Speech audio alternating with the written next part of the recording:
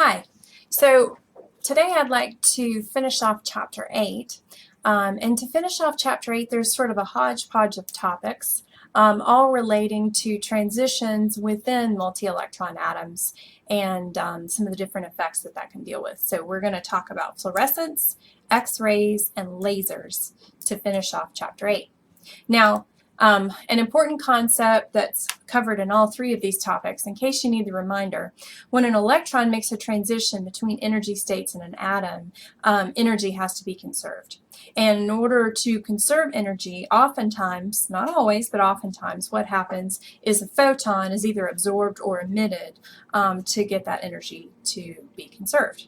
If it's jumping from a lower energy state to a high energy state, the photon has to be absorbed. If it's jumping from a higher to a lower, the photon must be emitted for energy conservation. And of course, we covered this in Modern 1, but the formula for that is you set the difference in energies between these energy levels equal to the energy of the photon, which is equal to hc over lambda, where lambda is the wavelength. You could also set it equal to hf, where f is the frequency.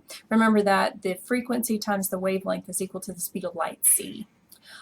Here h is Planck's constant, 6.626 times 10 to the minus 34 joules seconds.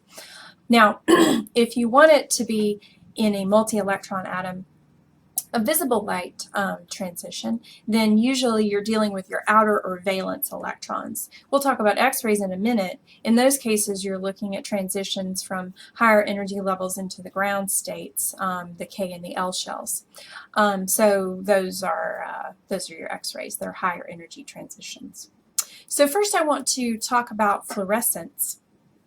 This is a cool image shown here of the fluorescence of some minerals, and they're being displayed underneath a black light so that you can see the cool fluorescence. Fluorescence is defined as the emission of lower energy light by a substance that's absorbed higher energy light, usually. And then what I show you here in this image is the most striking, beautiful example of fluorescence, where you're illuminating a sample under a black light or a UV ultraviolet light, and then the substance emits frequencies or colors of light that are not normally seen from the material when you look at it under sunlight or light from a lamp or something. Now, the reason for that is that, of course, sunlight has a very specific spectrum. So that means that there's a certain range of frequencies or wavelengths that you usually get from sunlight. This is a lower energy spectrum than the energy that you get from your typical black light. This image over here that's been taken from Crane's Modern Physics kind of shows that, sort of a Gaussian looking distribution of light coming from the sun. And then you compare that with the frequencies or spectrum of the ultraviolet light. And you can see that the ultraviolet light peaks at higher energies than typical sunlight. Now, what that means is that a substance that you put in the sunlight is being exposed to higher or lower energy radiation than it would be from a black light. So what happens in fluorescence with these cool looking minerals and rocks is that you put them under a black light that kicks some of the electrons in the atom to higher energy orbits than they would typically get kicked to from being exposed to sunlight. And then as they decay back to their ground state, they emit different colors of light than you see from the sunlight because they don't normally get pushed to those high energy orbitals when they're in the sunlight. And you see cool colors, all right? So that's what fluorescence is. Okay, now moving on to X-ray spectra. We covered this a little bit in Modern 1, you might remember. Excuse me. What's happening here is you have an X-ray spectrum. Let's say, for example, the way that they discovered X-rays in the first place was they were bombarding a target with high energy electrons, and then that caused it to emit these X-rays. And of course, they first called them X for unknown because they didn't know what was exposing the photographic plate that was behind the material. They just knew that some kind of particle or wave was being emitted that was very high energy. So you get a specific spectrum out of a material that's being excited in this way. And it looks like this spectrum that you see here. So there's sort of two components to the spectrum. There's this overlying underlying intensity that looks kind of like a hump that then decays off as you go to different wavelengths. It starts at a specific energy, comes up in the hump from there, and sort of decays off. And that's the background intensity of X-rays being emitted, and that's due to the Bremsstrahlung or braking radiation. Okay, so what's happening there is that the electrons are hitting your target, they're rapidly decelerating, and because accelerating or decelerating charges radiate, they're emitting more of a continuous or sort of background looking spectrum from that. So that's the X-rays there. Now on top of that sort of background radiation that's emitted due to the Bremsstrahlung radiation, you see very specific peaks. And those peaks occur at very specific energies, and they're kind of narrow. And those are on top of the background radiation that you see there. Now, of course, those are the characteristic X-rays, all right? They're called characteristic X-rays because if you expose different materials to the same incoming electron or whatever kind of radiation that you're exposing them to, then you'll see different peaks, different characteristic peaks come out of it, and you can use what the energies of those peaks are to identify the material that you're looking at. And this is used all the time now in material science when you have an unknown sample and you want to know the sample's composition. Now, what happens with the characteristic X-rays is that you have an incoming electron, for example, and it collides with the target atom, and then that either excites that electron to a very, very high orbit, or it ionizes the atom, getting rid of that electron altogether. Now, this is an inner shell electron in one of the K or L shells right next to the nucleus.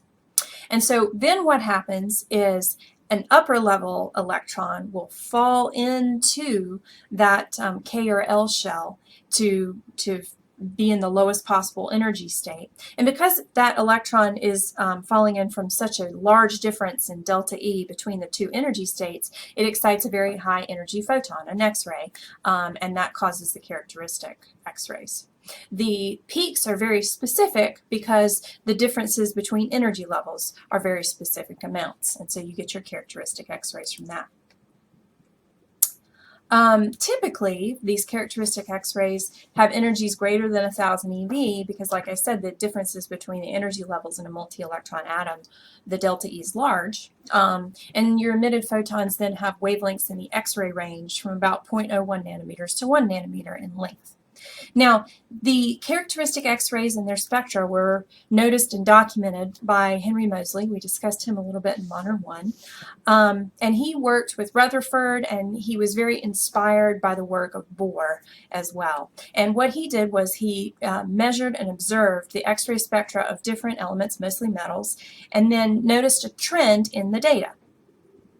Now, the source of that trend, of course, comes from the energies of these X-rays. We already discussed in the previous lecture the screening effect and how if you wanted to use sort of Bohr's model for the energy levels, you could do that. It's the same kind of pattern in that it's minus 13.6 eV, and instead of just leaving it at that because you're dealing with multi-electron atoms, you have this Z squared.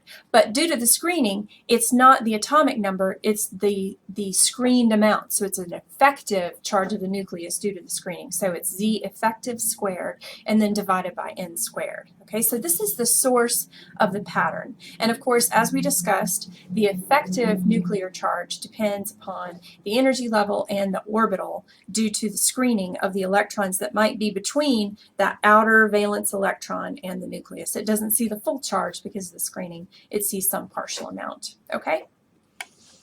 So, following conversations with Bohr, who also worked in Rutherford's lab, Moseley found interest in the fact that the spectra is proportional to the Z squared. And Bohr's work hadn't been experimentally proven to work for things other than hydrogen. And they didn't really understand at the time exactly what Z was. It was just a position in a periodic table, and it was known that it kind of generally went with the atomic weights. But what Moseley showed was that for the X-ray spectra that he collected, that if you looked at specific lines in those X-ray spectra, the big tall lines in the X-ray spectra, the K and the L alpha lines, then you could express them as these as shown here. HF, the frequency of the K alpha wave, could be equal to, and now here's Planck's constant right here, 4.136 times 10 to the minus 15 eV seconds, times this frequency that fell out of his fit, and then times 3/4 times Z minus 1 quantity squared. That's for the K alpha lines. Now, this is, of course, if you multiply 4.136 times 10 to the minus 15 times 3.29 times 10 to the 15 hertz, you get 13.6 eV, which is exactly a match to Bohr's formula. And then this 3/4 Z minus 1 squared, well, that's your Z effective squared over your N squared. And so it matched very well. And the nice thing was that when he plotted his data, here's an image from his original paper, he derived this formula empirically, which was great for Bohr's theory, by plotting the square root of the X-ray frequencies against the atomic number. And he showed that you could explain all this by using this modified Bohr's model. So it was a great triumph for the Bohr model of the atom, and it helped explain a lot about the X-ray spectra and where the source of the X-ray spectra was. Okay, and now it's placed in context with what we know about multi-electron atoms, which is good. Okay, so finally, ending up our hodgepodge of topics for Chapter 8, we move on to lasers. So you probably have heard, or hopefully know, that LASER is an acronym, and it stands for Light Amplification by Stimulated Emission of Radiation. So you might have been able to rattle that acronym off, but maybe you didn't know what the acronym meant. And it's my hope that after today, you'll kind of know what it means. So first, a few definitions. Let's define stimulated absorption. All right, so we know that if a photon hits an electron in orbit, in some orbit around an atom, that it can then excite that electron into a higher energy level state. Okay, this is called stimulated absorption, and it only happens when the photon's energy, HF, is exactly equal to the difference in the energy levels that it would have to jump. Okay, so it has to be a very specific photon energy. This is stimulated absorption. The photon stimulates the atom to make the upward transition. Now, we also have spontaneous emission. All right, now this is when the atom is in that excited state, when that electron is in that higher energy level state, it would like to move back down to a more stable configuration and be in the ground state. And so it falls back down into a lower energy orbit and emits a photon, okay? So because it does this without any prompting, it's just already in the excited state, and then without any prompting, it falls back down into a lower energy state. This is spontaneous emission. Spontaneous because it happens without any help, emission because it emits a photon. So those are two definitions. Now, when an electron is in an excited state, it can stay in that excited state for a certain amount of time, and that time is called the lifetime, all right? Now, our best understanding of quantum physics tells us that quantum jumps between energy levels are pretty much instantaneous. So what that means is it basically doesn't take any time at all once the electron does fall into a lower energy orbit. Basically, that happens instantaneously. But the time that it spends in the excited state waiting to make the jump is another story. So for example, if you have a certain number of excited atoms, we'll call it N naught, created at time t is equal to 0, then the number of excited atoms remaining in that excited state will obey an exponential decay. If you call tau the lifetime of the excited state, then the number of electrons remaining in the excited state, N sub e, will equal N naught e to the minus t over tau. And most lifetimes, if you get that average lifetime that you stick into the formula, they're only a few nanoseconds, so it doesn't last long. So spontaneous emission, in other words, happens very quickly. You can get the lower limit on the excited state from the uncertainty principle. If you look at the spectrum coming off a collection of electrons in an excited state, then you'll notice that there's a very characteristic peak, and that peak will have a certain inherent width to it, okay? And that width of the peak will be equal to delta E. If you looked at the energy difference between the left and right sides of the peak, that would give you a very small delta E energy difference between those two. Now you can relate that to the lifetime by using Heisenberg's uncertainty principle. Delta E, delta T is greater than or equal to H bar over 2, and then that'll set a lower limit on your lifetime. So this is one way that you can measure the lifetime of an excited state. Okay, so we covered spontaneous emission and stimulated absorption. Now let's cover stimulated emission, which is light amplification by stimulated emission of radiation. Okay, so this is the stimulated emission part. In addition to spontaneous emission, you can also get stimulated emission to occur. All right, stimulated emission can occur when an excited state is a metastable state, and we'll cover that more in just a second. Basically, a metastable state is just a state that has a longer lifetime, and that means that it's in that excited state long enough to get hit by an incoming photon. Otherwise, if it's just in there a few nanoseconds, it's not going to last long enough for it to get hit. Okay, but stimulated emission is you have an electron in an excited state, and then along comes a photon, and it hits the atom, and that causes the electron to fall into a lower energy state and emit another photon. All right, so one photon comes in, two photons go out. That's stimulated emission. Now there's some criteria for this incoming photon.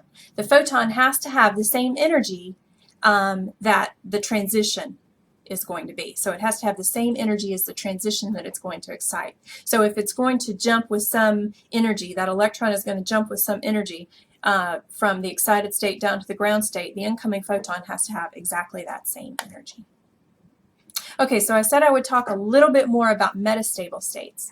Metastable states are generally just defined as states whose lifetime is longer, much longer than the typical state, which is 10 to the minus 9, 10 to the minus 8 seconds, like we said. For example, in the ruby laser, which we're going to talk about in a few seconds, the metastable state has a lifetime of 3 milliseconds, which is 5 orders of magnitude larger than your typical excited state lifetime.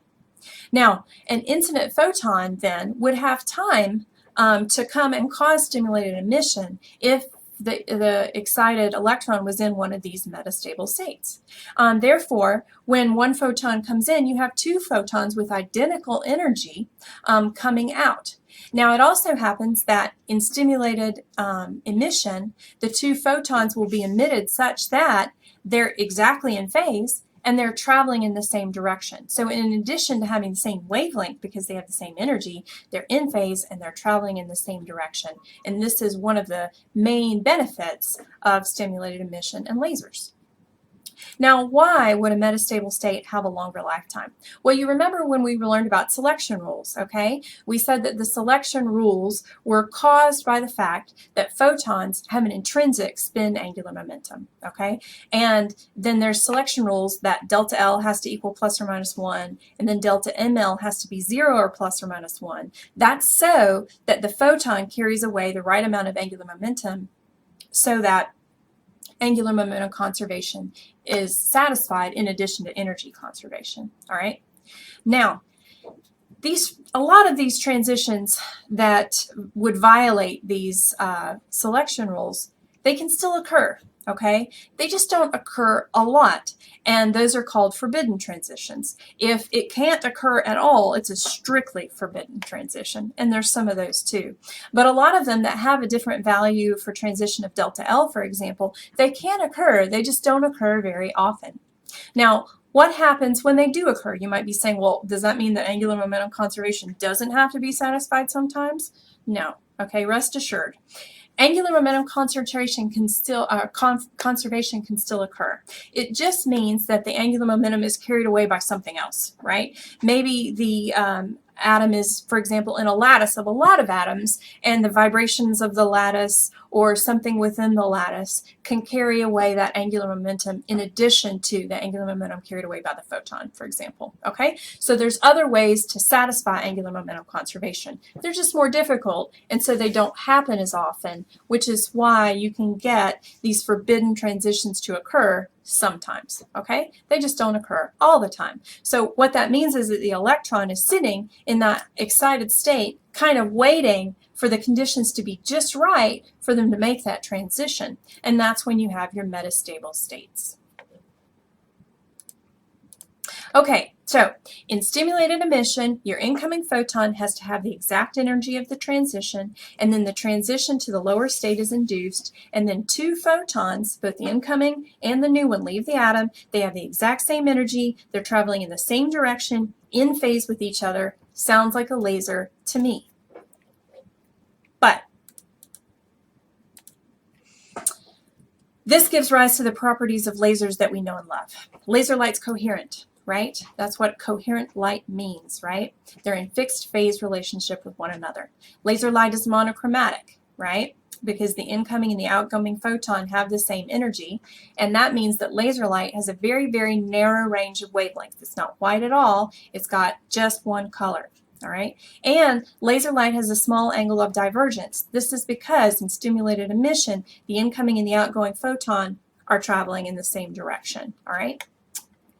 Now, stimulated emission was known about since Einstein wrote a paper in something like 1917, 1918. However, it wasn't really looked at as something that could be very useful for a while. Nobody figured out how to use this idea until the 1950s, 1960s. So this is Charles Towns. He was actually born in Greenville, South Carolina in 1915, and he didn't die until 2015 at age 99. So he had a nice long life. And he is the inventor of the maser, which is the microwave amplification by stimulated emission of radiation. So it's like a laser, except it uses microwaves. And the first working one was in 1954.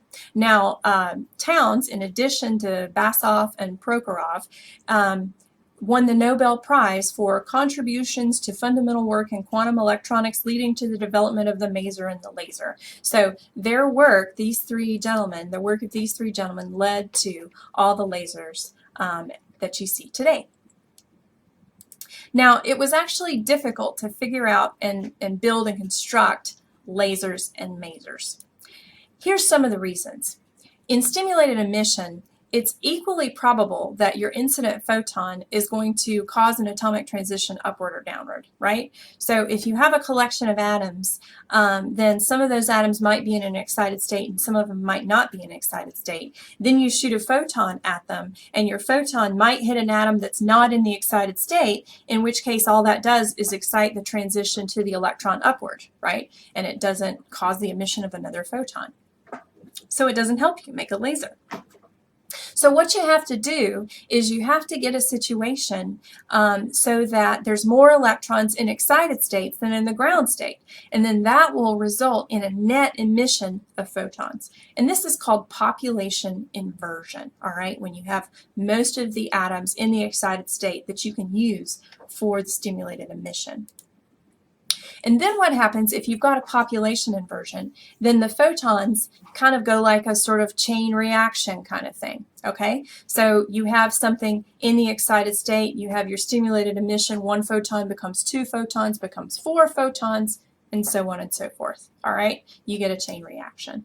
And this is the source of the intense coherent light that you see in lasers. Now, the problem is getting them in the excited state and causing the population inversion in the first place. If this were easy, then we would have had lasers long before 1960 and masers before 1954, right?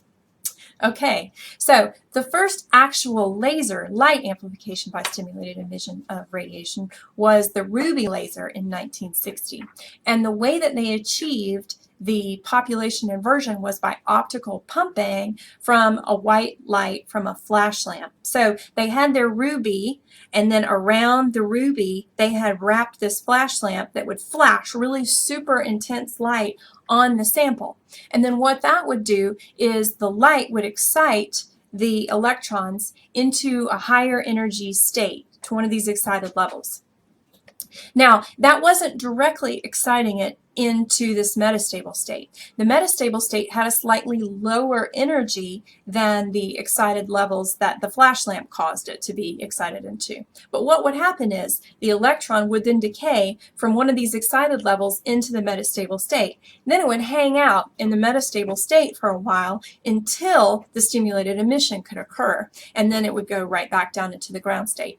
You had to keep pumping it. You had to keep pumping it to put it into the excited level, because then what would happen is once it was in the ground state, the laser light would then be just as likely to cause an absorption event as an emission event. So you had to keep pumping it. The flashlight had to keep firing in order for the laser to go.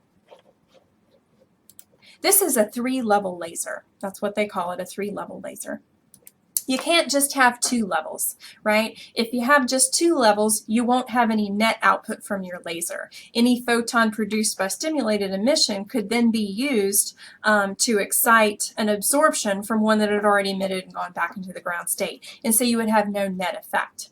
But if you have your pumping causing an excitation to a higher level short-lived state, C, then it decays into that metastable state, and then the lasing transition can occur there. So you keep exciting it from the pumping, keeping your population inversion going, and then your photons don't cause that emission and absorption too, so you get a net lasing effect. Okay, so for lasing, here's what has to happen to build a good laser. You have to have your electrons in a population inversion situation, in excited states. This has to be a metastable state, okay? Otherwise, it won't hang out in the state long enough to get hit by a photon for the stimulated emission. It'll just be spontaneous emission, and it'll be over with pretty quickly. And then finally, you have to keep the photons confined long enough so that they cause further stimulated emission events, right? And the way that they do this is by using reflecting mirrors.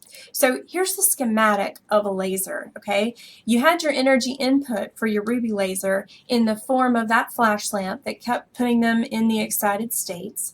And then you would have your emission occurring. Once you got one emission to occur spontaneously from the metastable state, then that would go on and cause stimulated emission events. And what would happen is you had mirrors on either side so that the photons from the stimulated emission would bounce back and forth until you had an intense beam. Now on one side, you have to have only a partially silvered mirror. In this one, it's mirror 2, it's only partially reflected. So a lot of the photons bounce back and forth, but some of them can escape, and there's your good laser light. Now, it turns out that 3-level systems really aren't as efficient. There's still some loss to the system. So a 4-level system is actually better. In a 4-level laser, what happens is you have your optical pumping. It takes different forms depending upon the type of laser, and it excites it to a high energy short-lived state, which then decays into a metastable state. And then this metastable state will decay into not the ground state, but another short-lived state, which will then decay to the ground state. Okay, now why would this be better? Well, the reason is that in a 3-level laser, you're lasing photons. Some of them are actually wasted because they hit something in the ground state, which then excites it back into that metastable state. Okay, now you still get a net effect. Okay, so you still get lasing, but it would be more efficient if atoms in the ground state could not really absorb those lasing photons, okay? And that's what a 4-level laser does for you. Once something's in the ground state, the photons that are emitted from the lasing transition don't excite those ground state atoms because the frequency doesn't match. It doesn't have the right energy to excite it into another upper level state, okay? So that's where the 4-level comes in and why they're more efficient. A really common example of a 4-level laser that you've probably all seen are these helium neon lasers. Sometimes they call them HENI lasers. In that, you have a mixture of helium and neon gases inside of a tube. It's about 90% helium and 10% neon. And this produces a continuous output. If you've seen a HENI laser, you can verify this. What's happening is the neon is actually causing the laser light, and the helium is being used to excite the neon to the metastable state. The helium atoms transfer that energy via colliding with the neon and exciting them via collision. It's kind of like the Frank Hertz experiment, if you remember that one. It's an excitation transfer. So you have an excited helium bumping into a neon and then transferring some of that energy, putting the neon in an excited state. So here's what the schematic looks like. It just so happens that helium and neon were chosen because they have a really close match between the energies of some of their excited states. So your helium 1s2 to 1s1, 2s1 excited state has an energy of 20.61 eV, which very closely matches the 20.66 eV of the excited state in neon, and that's good enough to get it to excite via collision and put it in that excited state. All right, so if you put it in this 5s state, placing only a very small fraction of the neon atoms in that 5s state creates a population inversion because it's normally an empty state. And so you just need a modest pumping action. It doesn't take too much energy to get this going, and that's sufficient to create the inversion and start your laser. And then as long as you maintain the electric field that's causing the helium atoms to bounce around, get excited, and collide with neon, you've got your lasing action continue. So it's not like the pulsing effect from a flash lamp that's necessary from the ruby laser. It's easier to maintain. You just maintain that voltage on the tube and you've got it going, okay, and it works very well. And then you can see that what's happening here is the lasing action is it decaying from this metastable state into another state, which then decays to the ground state from there. So it's a 4-level laser. All right. That's all I wanted to say about lasers. That finishes off Chapter 8. Please let me know if you have any questions about the material, and don't forget to read your textbook.